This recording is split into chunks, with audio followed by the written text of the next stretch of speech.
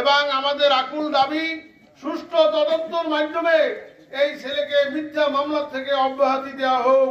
এটাগুলো আমার এই জনগণের মনের দাবি এবং প্রাণের দাবি, সত্য উদ্ঘাটন করা হোক। আসসালামু আলাইকুম। মামলা মিথ্যায় জড়ানো হয়েছে যে কচুবর্তা, আসলে ফয়সাল শিকদার একজন সাংবাদিকতা করে, আমরাও জানি এটা, কিন্তু পেশায় আসলে সে একজন সাংবাদিক এবং ভালো একটি ছেলে এবং সৎ ছেলে।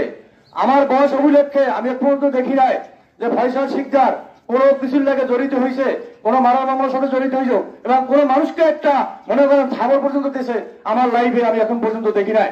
কিন্তু আমার দাবি হলো আজকে কচুবর্তা যে মার্ডার হয়েছে, আমরাও চাই এই মার্ডারের ফাঁসি হোক এবং যোগ্য যে মার্ডার করছে তাকে আইনের আওতায় এনে তাকে দৃষ্টান্তমূলক শাস্তি দেওয়া হোক, এটা আমাদেরও দাবি। কিন্তু আমাদের দাবি হলো এটাই যে একজন মিথ্যা আসামি হয়ে ফেরারি হয়ে একজন সাংবাদিক যদি ফেরারি আসামি হয়, তাহলে আমরা সাধারণ জনগণ আমরা কোথায় থাকবো? একজন সাংবাদিকের যদি জীবনে নিরাপত্তা দেওয়া থাকে, তাহলে আমাদের সাধারণ মানুষের নিরাপত্তা কোথায় আছে? আমরা বাংলাদেশ প্রশাসনের কাছে দাবি করি যে আসলে